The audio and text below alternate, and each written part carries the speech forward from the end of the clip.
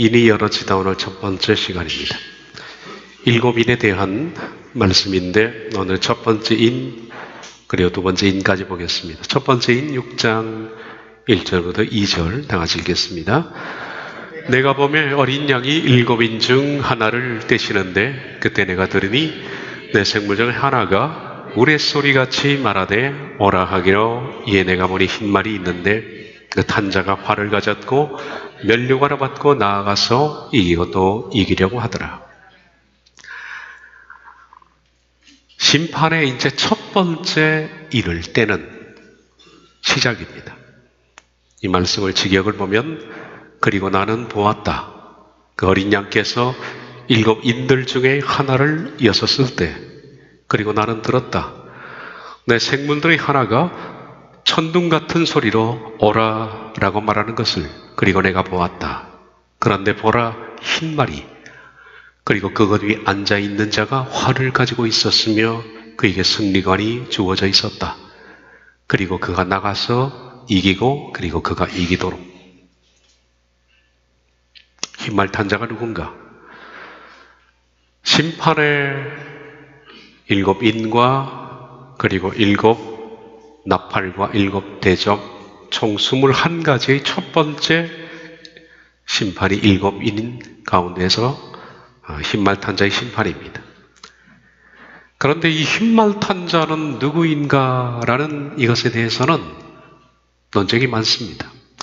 어떤 사람은 이렇게 얘기하고 어떤 사람은 저렇게 얘기하기 때문에 상당히 이 부분은 갑론을박되어 있는 부분이라 말할 수 있는데 이런 식으로 해석하는 사람이 있습니다. 어떤 사람은 복음이다. 흰말 탄 자는 복음이다.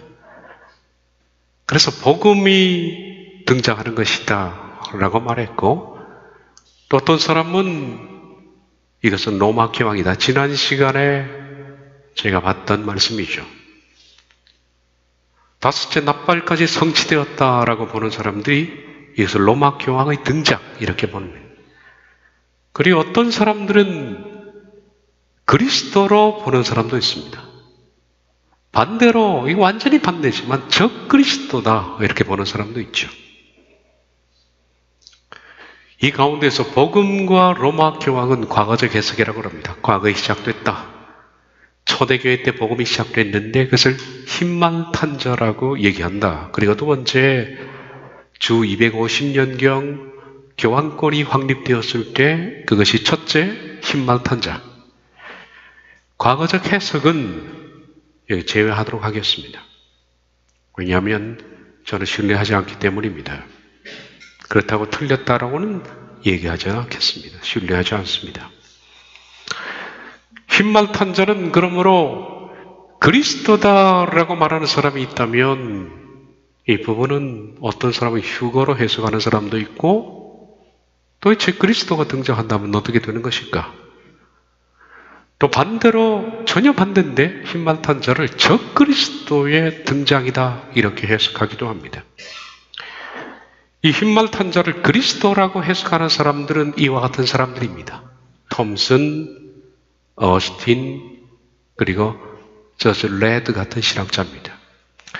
레드는 꽤 유명한 신학자인데 이분도 그리스도로 봅니다.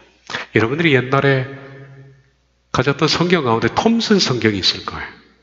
그 톰슨 성경 보면 이 흰말 탄 자를 그리스도라고 밑에 주석에 써놓은 것이 있을 겁니다. 혹시 집에 가서 톰슨을 보면 그렇게 기록되어 있는 것을 볼 수 있습니다. 그런데 이 흰말 탄 자를 그리스도라고 보는 견해는 그 이유가 요한계시록 19장을 보면 백마도 흰말이지 않습니까? 번역차인데 계시록 19장 11절에 나오는 백마 탄자와 흰말 탄자가 비슷하기 때문에 그렇게 해석을 하기 때문입니다. 그렇다면 계시록 19장 여기는 그리스도의 재림인데 19장 11절에서 16절을 잠깐 보면 또 내가 하늘이 열린 것을 보니 보라 흰말과 그것을 탄 자가 있으니 그 이름은 충신과 진실이라. 그가 공의로 심판하며 싸우더라. 그 눈은 불꽃 같고 있고 그 머리에는 많은 관들이 있고 그 눈이 불꽃 같고, 이것은 요한계시록 1장에서 예수님을 묘사할 때 요한이 썼던 용어입니다. 그 머리에는 많은 관들이 있고 또 이름 쓴 것 하나가 있는데 자기밖에 아는 자가 없고 또 그가 핏뿌리도 옷을 입었는데 그 이름은 하나님 말씀이라 칭하더라. 예수님을 가리킵니다. 로고스입니다. 말씀, 로고스입니다.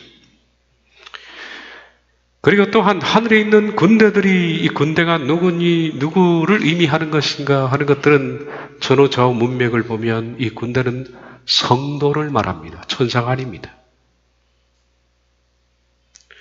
이미 하나님께서 끌어올리셔서 공중에서 흰 세마포옷을 입힌 성도, 그들이 그리스도와 함께 재림을 하는데 그들을 군대라고 부릅니다. 그러니까 성도가 군대가 된 겁니다.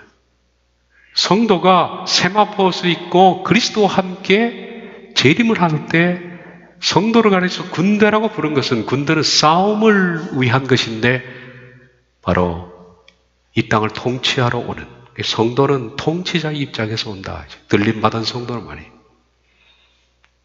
언제 하나님께서 성도를 끌어올린지는 모르지만은 끌어올림 받은 성도들은 군대로서 이 땅을 같이 재림하는 겁니다. 하늘에 있는 군대들이 희고 깨끗한 세마옷을 입고 백마를 타고 그를 나누더라. 그의 입에서, 그의 입에, 이것은 흰말 탄 자예요. 그리스도예요. 그의 입에서 예리한 검이 나오니 그것으로 만국을 치겠고 친히 그들을 철장으로 다스리며 또 친히 하나님 곧 전능하신 이의 맹렬한 진노의 포도주 틀을 밟겠고 이 옷과 그 다리에 이름을 쓴 것이 있으니 만왕의 왕이여 만유의 주라 하였더라.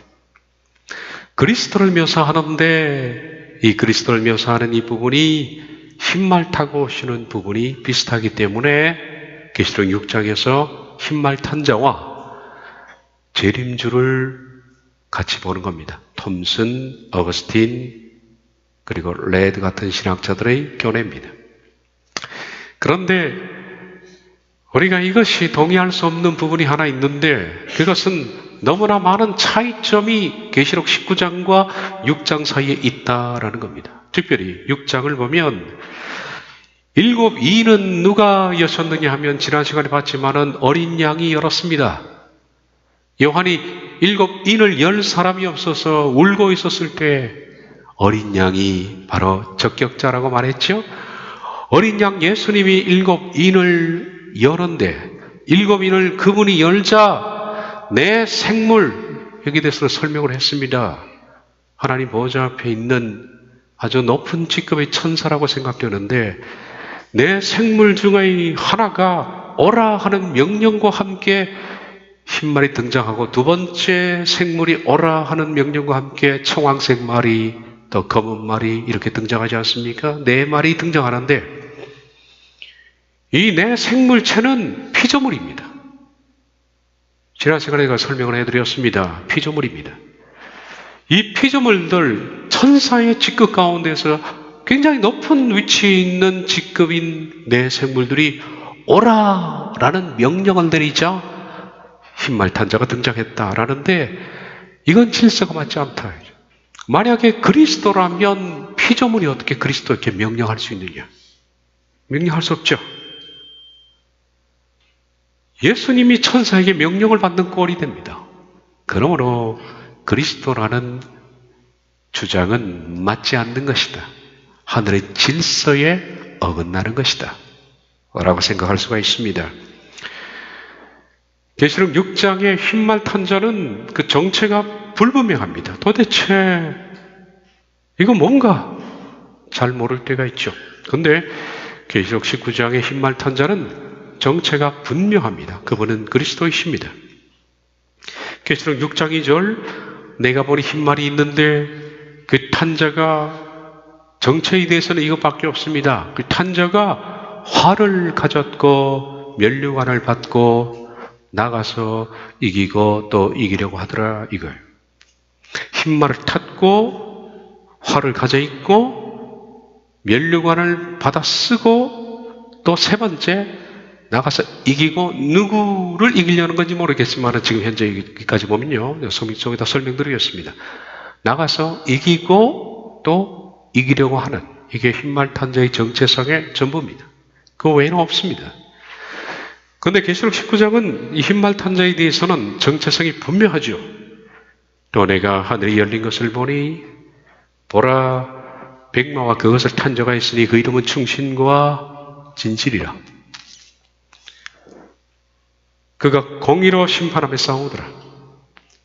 그의 눈은 불꽃 같고 그 머리에는 많은 관들이 있고 또 이름 쓴 것 하나가 있으니 자기밖에 아는 자가 없고 또 그가 핏뿌린 옷을 입었는데 그 이름은 하나님 말씀이라 칭하더라. 누가 봐도 그리스도인 것이 분명합니다.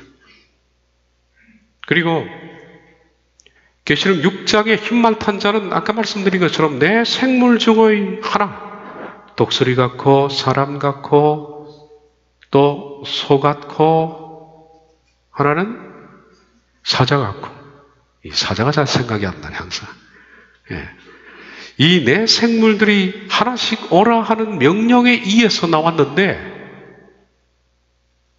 첫 번째 생물이 그 중에 어떤 것이 먼저 시작했는지 모르지만 첫 번째 생물이 피조물이 말입니다. 오라라는 명령과 함께 흰 말이 나왔고 붉은 말이 나오고 검은 말이 나오고 청황색 말이 나왔습니다. 그렇다면 흰 말이나 뒤에 나오는 붉은 말이나 검은 말이나 청황색 말 이 네 가지 말이 다 똑같은 동급이라는 얘기죠. 동급입니다. 다 같은 존재입니다. 그렇다면 흰말만 그리스도로 볼 수 있는 근거는 없다. 흰말을 그리스도로 본다면 다른 검은 말 뭐라고 설명할 수 있는 거야? 설명이 안 되는 거죠. 그런데 뒤에서 나오는 흰말을 제외하고서 두 번째 말인 붉은 말은 땅에서 화평을 제하는 말이죠. 그리스도가 아닙니다. 세 번째 검은 말은 세상의 경제를 완전히 망가뜨리는 경제의 종말을 가져오는 재앙입니다. 세 번째 청황색 말은 땅 4분의 1을 해할 수 있는 권세를 받아서 사망과 음부를 끌어오는 말인데 흰말도 마찬가지로 이런 동급의 연장선상에 서 있는 말입니다. 흰말이나 붉은 말이나. 그런데 두 번째 나오는 붉은 말, 세 번째 나오는 경제적 제약의 검은 말, 청황색 말, 이 말들이 전부 한마디로 파괴입니다. 파괴. 파멸입니다. 그러므로 흰말 역시도 파멸과 관련이 있는 거지 세우는 것은 아닙니다. 그렇죠? 흰말에 대해서는 아까 말씀드린 것처럼 그냥 흰말은 우리가 보기에는 굉장히 깨끗하고 거룩하게 보입니다. 근데 흰말은 면류관을 쓰고 있고 활을 가지고 있고 나가서 이기려고 하고 또 이기려고 했는데 다른 두 번째, 세 번째, 네 번째 말이 전부 파멸이기 때문에 흰말도 같은 동급으로서 파멸을 일으키는 어떤 존재. 그렇다면 흰색이라는 것은 위장이라고 볼 수 있죠. 활을 들고 있는 것도 마찬가지고 면류관을 쓰고 있는 것도 굉장한 파멸을 위한 권세, 나가서 이기려고 한 것도 이것도 어떤 파괴적인 정복, 이런 라인으로 이해할 수밖에 없다. 뿐만 아니라 계시록 6장과 19장은 비슷하게 보이지만은 큰 차이가 있습니다. 계시록 6장에서 흰말 탄 자는 관을 쓰고 나왔다 그랬는데 그 관이 스테파노스입니다. 스테파노스는 승리관이라고 그랬죠. 그런데 계시록 19장에 나오는 백마를 타고 온 그리스도가 쓴 관은 스테파노스가 아닙니다. 이건 디아데마입니다. 이 부분에 대해서는 제가 말씀을 드린 적이 있죠. 계시록 6장 2절 그 탄자가 활을 가졌고 스테파노스를 받았다. 그런데 계시록 19장에는 그리스도는 그 머리에는 관이 한 개도 아니고 여러 개인데 많은 디아데마가 있다. 스테파노스와 디아데마의 차이는 엄연히 형격의 차이가 납니다. 좀 이따 설명을 드리겠습니다. 계시록 6장의 흰말 탄 자는 활을 가지고 있었다. 활. 그런데 계시록 19장에는 백마 탄 자는 활을 가지고 있는 것이 아니라 입에서 검이 나왔다. 계시록 6장 2절 그 탄자가 활을 가졌고 계시록 19장 15절 그 입에서는 예리한 검이 나오니, 예리한 검이 나오니 이것은 계시록 1장의 표현인데 요한이 그리스도를 봤을 때 그 입에는 검이 나오고 이렇게 표현했습니다. 차이점입니다. 자세히 보니 많은 차이가. 계시록 6장에서는 흰말 탄 자는 홀로 등장을 합니다. 따르는 이가 없었습니다. 그러나 계시록 19장에는 팔로들이 많습니다. 그들이 군대로 표현된 성도들입니다. 계시록 6장 2절 내가 보니 흰말이 있는데 그 탄 자가 홀로 등장하잖아요. 그런데 19장 14절에 보면 하늘에 있는 군대들이 희고 깨끗한 세마포 옷을 입고 백마를 타고 그를 따르더라. 들림받은 성도들이 함께 내려오는 것으로 그렇게 묘사되어 있다. 그리고 무엇보다 큰 차이점은 계시록 6장에서 흰말 탄 자는 이제 재앙이 시작되는 스타트지만은 계시록 19장은 재앙이 끝나는 종결에 등장하는 절입니다. 환란의 시작과 환란의 종결입니다. 그렇다면 계시록 6장에 나와 있는 흰말 탄 자는 누구냐? 분명한 것은 19장의 흰말 탄 자와 좀 비슷하게 모방을 하는 것은 분명합니다. 흉내를 내고 있다는 것은 분명합니다. 그리고 아까 말씀드린 것처럼 뒤에 나오는 붉은 말, 검은 말, 청황색 말처럼 세상을 파멸시키는 것과 동급의 어떤 연장선상에서 흰말을 타고 나오는 자.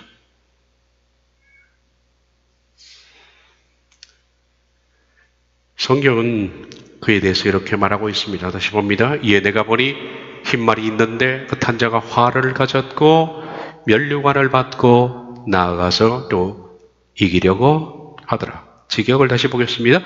그리고 내가 보았다. 그런데 보라, 흰말이 그리고 그것 위에 앉아있는 자가 활을 가지고 있었으며 그에게 승리관이 주어져 있었다. 그리고 그가 나가서 이기고 그리고 그가 이기도록. 여기서 이 사람이 이긴다라고 표현, 나가서 이긴다. 이기고 또 이기도록. 이긴다는 니카오라는 단어는 바로 번역하면 정복하다라는 뜻입니다. 그리고 완전히 굴복시키는 겁니다. subdue라는 게 너 무릎 꿇어 해서 무릎 꿇는 거죠. 완전히 굴종시키다, 굴복시키다. 하나님은 우리를 이런 식으로 다루지 않습니다. 하나님은 정말 성령님은 제가 붙인 별명이 젠틀맨인데 그분은 인격적이십니다. 그래서 성령님은 항상 거룩한 하나님의 성품으로 우리가 하나님께 복종할 때 그분은 가장 거룩하게 유도하십니다. 막 억압하고 무릎 꿇게 만드는 것은 악한 것들이 그렇게 하지 선한 존재는 절대 그렇게 하지 않습니다. 그러므로 니카오라는 이 단어는 이겨도 그냥 이기는 것이 아니라 완전히 강압적으로 내리 누르는 거죠. 그런데 이 니카오라는 단어가 언제 쓰이느냐 하면 요한계시록 13장에 나오는데 적그리스도 이 짐승이 성도들을 박해할 때 쓰는 단어가 니카오입니다. 볼까요? 계시록 13장 4절부터 8절을 보면 영이 짐승에게 권세를 주므로 영은 사탄인데 짐승은 적그리스도입니다. 사탄이 짐승에게 권세를 줬다. 그러니까 사탄이 짐승에게 힘을 주는 겁니다. 영에게 경배하며 짐승에게 경배하이로되 누가 이 짐승과 같으냐? 누가 능히 이와 더불어 싸우려 하더라. 또 짐승이 과장되고 신성모독하는 입을 받고 또 42달, 3년 반인데 3년 반 동안 일할 권세를 받으니라. 짐승이 입을 벌려 하나님을 향하여 비방하되 그의 이름과 그의 장막 곧 하늘에 사는 자들, 이건 사람입니다. 하나님을 비방하고 하늘에 있는 사람들을 비방하는데 이건 아마 데리고 올라간 사람들을 말할 겁니다. 하나님께서 끌어올린 사람들을 밑에서 욕설을 하는 거예요. 저들 예를 들어서 외계인들이 잡아갔다는 둥 그런 식으로 말해요. 비방합니다. 또 권세를 받아 누구와 싸워 이겨요? 성도들, 이 땅에 들림받지 못하고 남아있는 회개한 이스라엘 백성들, 그리고 뒤늦게 회개하여 순교의 길로 가는 사람들도 포함할 겁니다. 이들과 싸워서 니카오 이긴다. 이들은 완전히 꺾어버립니다, 여러분. 이때는 성도가 못 이깁니다. 절대로 못 이깁니다. 이 니카오인데 완전히 정복하고 완전히 굴족시키는 거예요. 이때 쓰인 단어입니다. 각 족속과 백성과 방언과 나라를 다스리는 권세를 받으니 죽임을 당한 어린 양의 생명책에 창세 이후로 이름이 기록되지 못하고 이 땅에 사는 자들은 다 근심성에게 경배하더라. 그러니까 나가서 이기고 또 이기려 하더라라는 것은 완전히 굴복시키고 대상이 누굽니까? 그가 성도를 완전히 굴종시키는 겁니다. 완전히 간이 떨릴 정도로 만든다. 그러므로 이와 같은 얘기를 결론해 볼 때 이 흰말 탄 자는 그리스도가 아닙니다. 그는 환난 시작 때 등장하는 저 그리스도입니다. 그리고 환난기는 저 그리스도가 등장하면서 시작되는 겁니다. 그때 시작되는 겁니다. 그리고 저 그리스도가 등장하면 그가 하는 지향적인 일이 뭐냐? 성도들과 싸워서 이기고 또 이기려고 하느냐? 성도를 갈아 마시려고 그러는 거예요. 아주 최대의 원수가 하나님 믿는 자입니다. 그래서 이들을 굴종시키려고 하는, 그래서 나가서 이기고 또 이기려고 했다. 그렇게 되는 겁니다. 그래서 그의 머리에는 뭐가 있느냐? 면류관이 있는 겁니다. 그 탄자가 활을 가졌고 면류관을 받고, 말씀드린 것처럼 면류관은 여기서 승리관인데, 승리관은 디아데마, 예수님이 쓴 왕관과는 다르다. 왕관은 태어날 때부터 그가 왕입니다. 그러니까 태생적인 존재입니다. 아주 존재 자체가 왕이어서 쓰는 자들이 디아데마를 씁니다. 원래 왕자니까 당연히 쓰는 거죠. 근데 승리관은, 스테파노스는 마치 운동 경기에서 금메달을 따기 위해서, 월계관을 쓰기 위해서 최선의 노력을 다해서 결국 최종적으로 받아 쓰는 것이 스테파노스입니다. 그러니까 왕이 되려고 하다가 된 사람, 그가 쓰는 것이 스테파노스. 존재적 태생론적인 왕은 디아데마로 쓰게 되어 있는 겁니다. 그래서 이 스테파노스를 쓰는 사람을 가리켜서 정복자라 그렇게 부른다는 거예요. 정복자. 다시 말하면 저 그리스도는 왕이 아닙니다. 그는 세상의 왕이 되려고 하는 사람이에요. 그리고 마침내 성도들을 니카오, 억압하고 무릎 꿇리고 아주 막 잔인한 방법으로 해서 그가 결국 세상에 통치권을 얻어내는, 획득하는 자가 바로 흰말 탄 저 그리스도로 보입니다. 예수님은 스테파노스를 쓸 필요가 없습니다. 왜냐하면 예수님은 하나님의 아들이기 때문에 태생적으로 왕이시죠. 그러므로 그분이 쓰는 것은 바로 디아데마다, 왕관이다. 자, 우리가 쉬운 예로 조선시대에는 27명의 왕들이 있었습니다. 그런데 왕들의 칭호가 세 개죠. 종이 붙어 있는 것이 있고 종아 있고 군이 있습니다. 물론 여기서 태종, 세종, 조가 붙어 있는 태조, 세조, 군 같으면 연산군, 광해군, 이것은 살아있을 때 붙인 칭호가 아니라 죽어서 정묘 사당에 붙일 때 후대 사람들이 붙여준 묘호라 그럽니다. 묘호. 묘에 붙여준 이름. 그 뒤에 나중에 왕이 죽었을 때 정묘에 정이냐, 조냐, 군이냐 이렇게 붙여주는데 조는 누구냐 하면 왕조를 창업한 사람 혹은 창업과 걸맞을 만큼의 굉장한 나라를 바꾸는 탁월한 공이 있는 사람. 역병이 돌았는데 다 죽을 때 나라를 구한 사람. 나라가 오랑캐에게 무너질 직전에 완전히 뒤집어 엎어서 나라를 구한 왕. 이럴 때는 조를 붙여줍니다. 그런데 종은 태평성대를 이룬 왕들.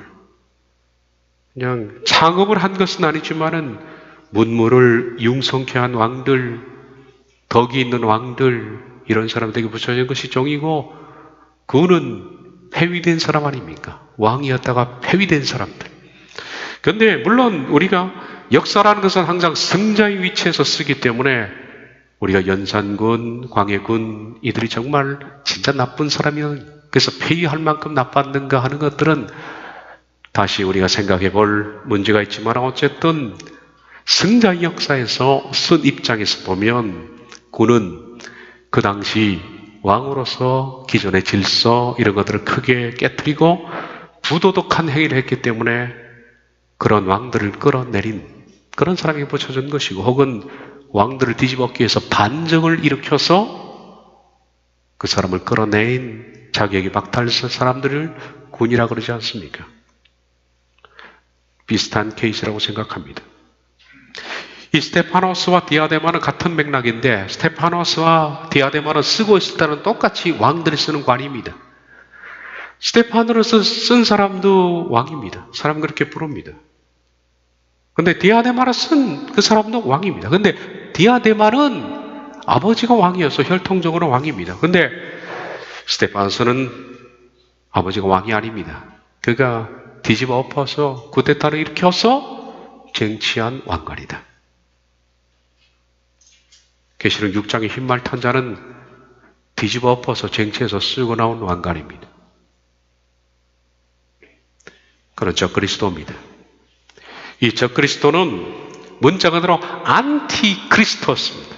안티라는 것은 무조건 반대하는 거예요. 그리스도와 반대 행위를 하는 거예요. 그게 안티라고 그러지 않습니까?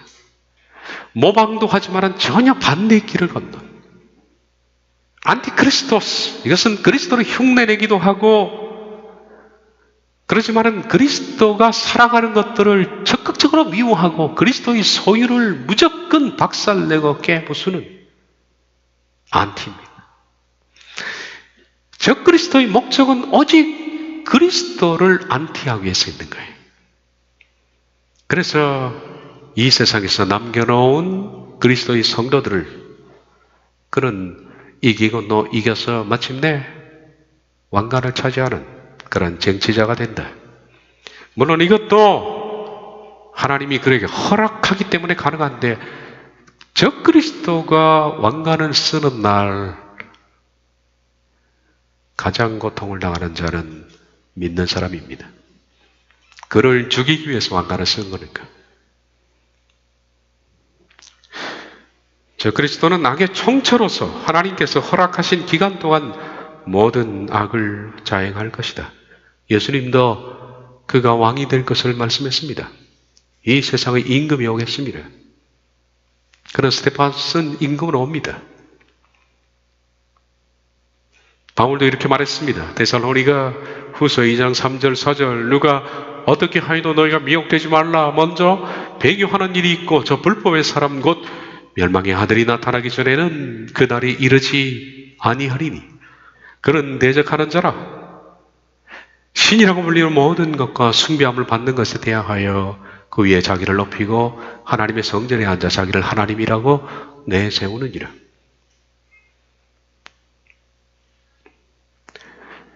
적그리스도에 대해서는 다니엘 9장 27절에 다시 말합니다. 그가 적그리스도가 장차 많은 사람들과 더불어 한 이래 동안의 언약을 굳게 맺고 그러니까 흰말을 타고 등장한 그가 적그리스도이기 때문에 그때로부터 해서 환란의 7년은 카운트가 되지 않습니까? 7년 동안에 세상과 이 사람이 언약을 맺는 것으로 보입니다. 다니엘 9장과 며칠을 지키면. 샤보임은 7년입니다. 이 7년 동안에 세상과 언약을 맺게 된다. 그런데 그가 그 일의 절반에 제사와 예물을 금지할 것이며 또 포악하여 가증한 것이 날개를 의지하여 설 것이며 또 이미 정한 종말까지 진노가 황폐하게 하는 자에게 쏟아지리라. 그는 포악할 것이다. 그리고 가증한 날개를 가진 우상을 성전에 세울 것이며 그와 더불어서 하늘에서는 정한 종말까지 하나님의 진노가 쏟아진다. 그것이 인대접, 나팔대접, 그 다음에 나팔 심판, 대접 심판, 이렇게 심판이 이어진다는 겁니다. 그래서 황폐하게 될 것이다. 근데 이 적그리스도가 포악하다 그랬는데 이 포악하다는 단어를 좀 보면 카네브시크심이라는 히브리어는 이런 뜻입니다. 혐오스러운 것들을 퍼뜨린다. 적그리스도는 이 세상에 가장 인간이 혐오했던 것들을 이제는 법으로 퍼뜨려버립니다. 그리고 최종적으로는 가장 인간이 혐오하는 가증한 것이 날개를 의지해서 이것은 앞으로 드러나겠습니다만은 그것을 세운다. 이게 혐오의 끝입니다.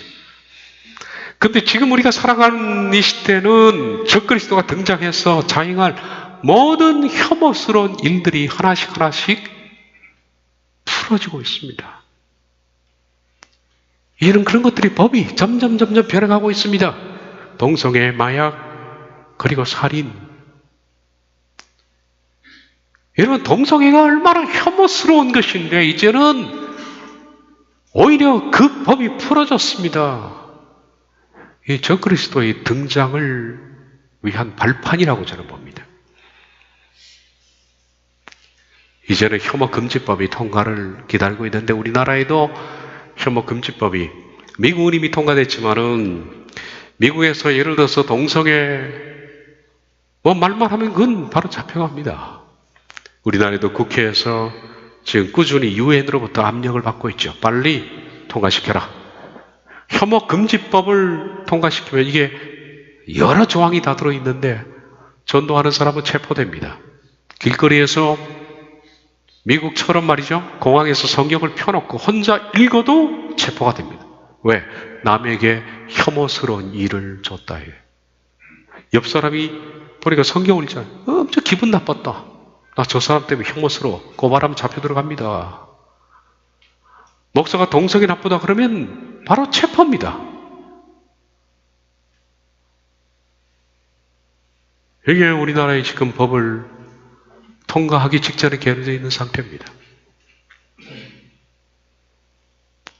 이 포악하여 가장 가증한 것들을, 혐오스러운 것들을 이제는 적그리스도가 등장하면 이거 정도가 아닙니다. 인간의 가장 혐오스러운 것을 합법화해 버린다.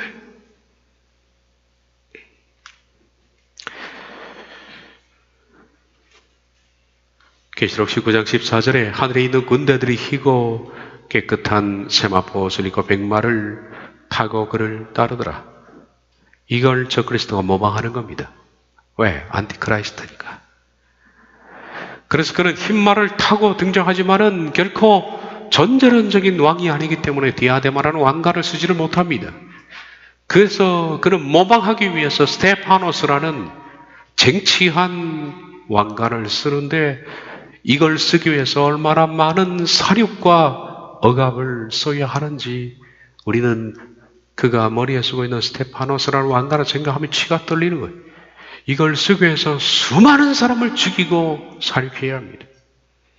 그래서 그에 대해서 다음과 같이 말씀이 따르는데 나아가서 이기고 또 이기려고 하더라. 누구에 대해서? 성도에 대해서는 짓밟아 버리려고 작정을 했는데 저는 이 뜻을 이렇게 의역을 했습니다. 그가 철저히 정복할 뜻을 품고 나갔다. 그는 계속해서 정복하려고 나갔다.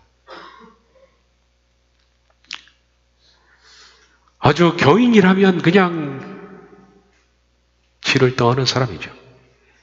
예, 그의 손에는 활이 들려 있었습니다. 그 탄자가 활을 가졌고, 활은 군사적인 능력을 상징할 때 쓰는 겁니다. 군사력. 그래서 호세아 1.5절을 보면 그날에 내가 이스라엘 골짜기에서 이스라엘의 활을 꺾으리라 한 것은 이스라엘의 군사력을 꺾는다는 뜻입니다. 예레미야 51장 56절 곧 멸망시키는 자가 바벨론에 이르렀습니다. 그 용사들이 사로잡히고 그들이 활이 꺾였다라는 것은 군사적으로 약해졌다라는 뜻입니다. 그러므로 활을 가졌다는 것은 군사력입니다. 계시록 6장의 흰말 탄자가 활을 가졌다는 표현은 막강한 군사력을 가지고 있다. 세계적인 군사력을 장악했다는 뜻이 됩니다. 일부 해석자들은 여기에서 활은 있지만 화살이 없다라는 그것 하나 때문에 평화를 가져온다라고 해석도 합니다. 그런데 물론 적그리스도가 등장하면서 그런 거짓 평화를 가져오는 것은 사실입니다. 우리가 읽었던 말씀 때문에 그렇죠. 그가 장차 많은 사람들과 더불어 7년 한 샤부임 동안에 언약을 굳게 맺고 사람들과 평화 언약을 맺습니다. 그러니까 계시록에 보면 어떻게 보면 비슷하게 보이죠? 화살이 없는 활을 가지고 나왔다. 평화 언약을 맺었다.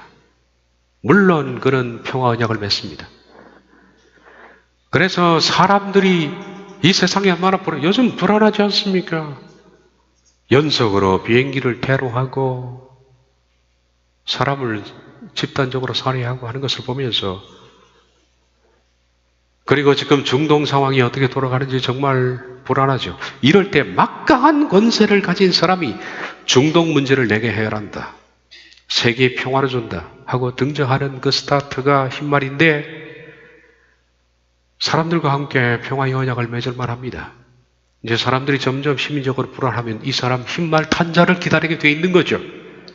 그런데 그가 갑자기 돌변하게 되는 것이 3년 만이 되면 완전히 돌변한다.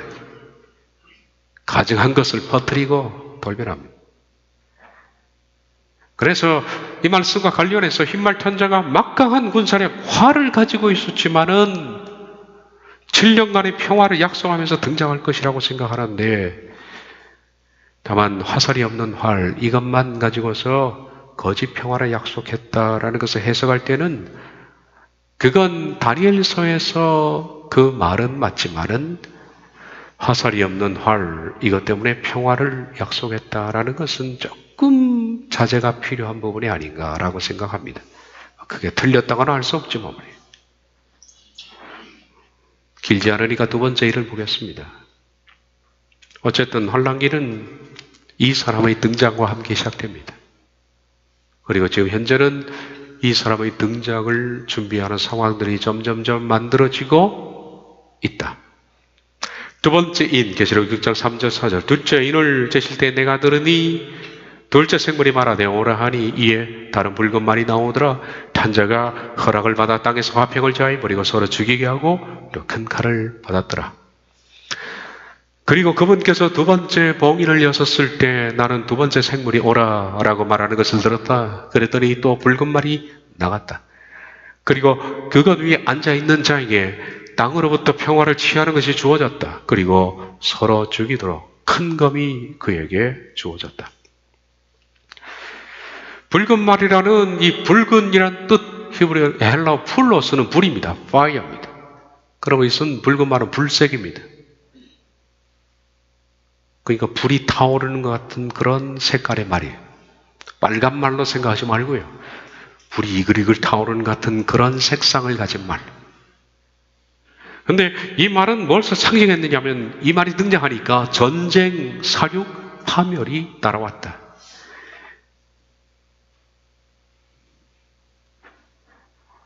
계시록 12장 3절 보면 하늘에 또 다른 이적이 보이니 보라 한 큰 붉은 용, 이 붉은 용에 사탄을 용이라고 그러는데 이것도 마찬가지로 불다라는 것은 전쟁, 사륙, 파멸. 용은 전쟁하고 사륙하고 파멸하기 위해서. 그 탄자가 허락을 받고 이건 역시 마찬가지로 하나님의 허락 속에서 일어나는 것이다. 그가 등장하니까 땅에서 평화를 제하여버린다. 이게 무서운 겁니다. 여러분, 환란이 시작되면 지금 우리들은 대부분 그렇게 생각합니다. 지금 우리가 이렇게 관계가 좋은데 우린 지금 배고프면 그래서 먹여주지 않습니까? 그래도 예정을 봐서, 그죠? 우리가 넘입니까? 우린 예정이 있는데, 한때 한 교인이었는데, 그렇게 생각하지만 이때가 되면 화평을 제해서 그 사람이 그놈이 됩니다. 환란기에 무서운 것이 뭐냐 하면 땅에서 사람들의 심성 속에 화평을 제거하는 거예요. 그게 무서운 거예요. 그게 환란입니다. 땅이 환란도 환란이지만은 사람이 환란입니다. 지경을 보면 땅으로부터 평화를 취하는 것이 주어졌다. 그래서 땅의 평화를 다 가져갑니다. 우리가 이 땅에서 지금 평화롭게 사는데 그래도 평화롭습니다. 이것이 하나님의 통치와 섭리 속에서 이루어지고 있는 하나님의 선물이라는 것을 우리는 잘 모릅니다. 우리나라는 정말 안전하죠. 그래도 안전합니다. 밤 12시가 되어서 그냥 홀로 퇴근하는 여성도 그래도 안전이 우리나라만큼 보장된 데가 없습니다. 안전합니다. 한 번은 2년 전에 남양주에서 살 때 아침에 집에서 나올 때는 교회 갈 때 대문을 닫고 나와야 되지 않습니까? 근데 하도 이게 그래가지고 대문을 활짝 열고 나왔더라고요. 저녁에 가보니까 대문이 활짝 열려 있어요. 아무도 안 들어왔어요. 대신에 벌, 파리, 모기 이런 것들이 잔뜩 들어와서 있는데 그게 살만하지 않습니까? 아직은? 근데 사람과 사람 사이에 이 평화를 제거하면 사람이 어떻게 됩니까? 공격적인 동물이 됩니다. 그러니까 그 시기를 지금처럼 생각하면 안 됩니다. 이게 무서운 거예요. 환란기는 사람이 무서워요. 그래서 평화가 제거되고 나면 비로소 우리가 하나님께서 이 땅에 주신 평화의 위대함이 뭔지를 그때서야 알게 될 것이다. 인류 역사 속에는 수많은 전쟁이 있어왔는데 전쟁이 없는 시기에도 전쟁의 위기감과 긴장은 항상 존재해 있었죠. 그러므로 인류 역사는 늘 전쟁 속에 있었다라고 말합니다. 그렇게 말할 수 있습니다. 근데 전쟁이 직접 발발되더라도 사람을 사륙하고 파멸하고 하지만은 그래도 얼마 가지 않아서 전쟁은 끝나고 다시 평화하고 오고 또 전쟁의 시기는 사람이 살벌이지 않습니까? 믿을 수가 없는 시기. 근데 좀 있으면 또 평화가 오고 뭐 이런 식으로 왔어요. 근데 이때는 다시는 평화하지 않습니다. 완전히 평화를 거둬간다. 게다가 사람들은 잔인해지고 심성은 완전히 파괴됩니다. 여러분 IS 보십시오. 어떻게 죽이는지. 그게 사람입니까 그게? 큰 칼로 사람을 토막내는 게 배추 썰듯이 말입니다. 이게 사람이냐고요. 일주일 전에 본 영상은 사람을 불러 태워서 죽이던데 산채로 기름도 붓고 더 타라고. 그게 사람이냐고요 그게. 이건 마귀입니다. 마귀.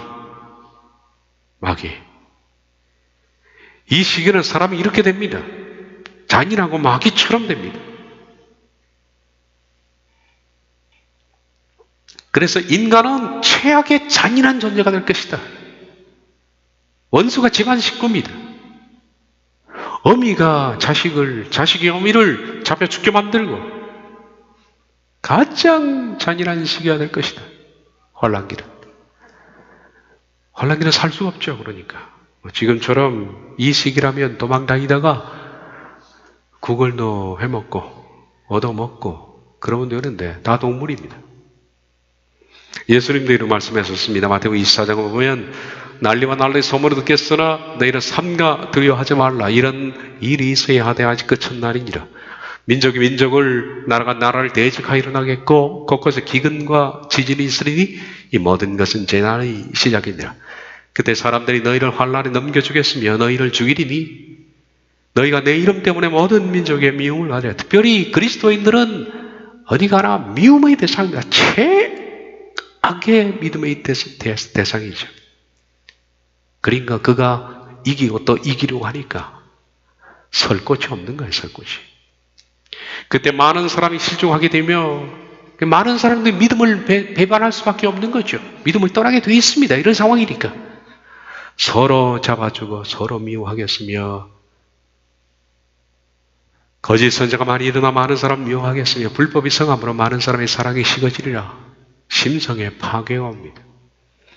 붉은 말이 땅에서 평화를 완전히 제거해서 이 땅에 평화가 없는 상황이 시작되면서 마지막까지 가는데 그 상황이 어떤 상황일지 상상은 우리 스스로에게 맡겨보겠습니다. 디모데후서 3장 1절 4절은 마찬가지로 너는 이것을 알라. 말세에 고통하는 때가 이르러. 사람들이 이런 상황에 자기를 사랑하고 돈을 사랑하고 자랑하고 교만하고 비방하고 부모를 교육하고 감사치 않고 거룩하지 아니하며 무정하며 원통함 풀지 아니하며 모함하며 절제하지 못하며 사나우며 사는 것을 좋아하지 아니하며 배신하여 조급하며 자만하며 쾌락을 사랑하기를. 물론 이것은 적그리스도 등장 이전 때부터 있을 심성적 파괴지만은 이런 인간의 심성이 파괴되다가 적그리스도가 등장한 뒤에 그 다음 이어지는 붉은 말이 등장하면 파괴된 심성을 완전히 파괴시켜버리는 이런 때가 오는 겁니다. 주격을 보면 그러나 이것을 아십시오. 마지막 날들에는 고통스러운 시간들이 이룰 것입니다. 왜냐하면 자신을 사랑하는, 돈을 사랑하는, 헛붕치는, 거만한, 회방하는 부모들에게 거스리는 은혜를 모르는 불경건한 사람들이 있을 것이기 때문입니다. 타고난 애정도 없는, 그러니까 아예 타고난 애정, 저는 생각을 해보니까 이건 태어날 때부터 아주 그냥 괴물로 나는 것 같아요. 좀 더 생각해 볼 문제입니다. 화해하지 않는, 중상하는, 훈련되지 않는 사나운, 선한 것을 사랑하지 않으며 배반하는 경솔한, 자만으로 어리석은 사람들, 이런 것들이 말세에 만들어진 인간상입니다. 인간의 심성에서 평화가 제거되어가는 상황에서 붉은 말이 세상의 모든 평화를, 그나마 남아있던 평화를 완전히 제거해버림으로써 인간은 가장 역사상 잔인하고 사악하고 무서운 시대로 돌변한다. 우리가 살면서 뭐가 무섭습니까? 제일 무서운 게 인간입니다. 그때가 그렇게 되는 겁니다. 그 탄자가 허락을 받아 땅에서 화평을 제하해버리며 서로 죽이게 하고 큰 칼을 받았더라. 과거의 전쟁에는 그래도 전쟁 가운데서도 사랑이 있었고 국률이 있었습니다. 전쟁을 하면서도 사람들은 구제하고 먹을 걸 나눠서 먹고 동정하고 그랬습니다. 그런데 지금 이 상황은 완전히 그런 마음이 없는 야수와 같은 상황이니, 그래서 개인과 개인, 개인과 가정, 이웃, 지방, 국가 간의 상황은 말할 수 없는 파멸로 점철되어 있고, 사람이 사람을 제일 무서워하고 특별히 그리스도인은 제일 혐오 대상이니까 우리가 어디 피할 곳이 없다. 7인의 가운데서 첫 번째 인을 뜨니까 그가 등장합니다. 그가 등장하면 갈보리에서 멈춘 종말의 7년의 시기는 2000년 만에 다시 작동하기 시작한다. 그 스톱워치는 흰말이 누릅니다. 그러면 작동되면 7년 동안에 모든 파멸로 이어지는 위로부터 하나님의 심판과 아래로서의 가장 적그리스도의 사악한 일들은 시작이 되는 것이고, 그리고 그와 함께 붉은 말이 등장하면서 우리 속에 있는 그래도 부드러운 마음, 평화로운 마음, 사랑하는 마음, 이걸 완전히 제거한 상태에서 환란기가 시작되는 것이니 이 시기를 낭만적으로 생각하지 말아요. 기도하겠습니다.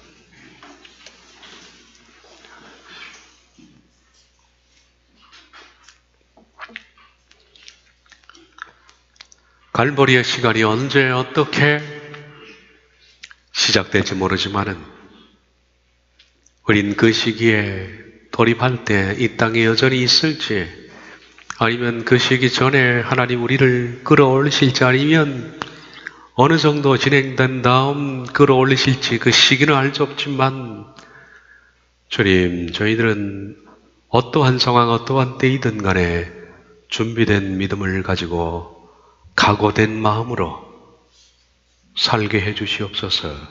예수님의 이름으로 기도하옵나이다. 아멘.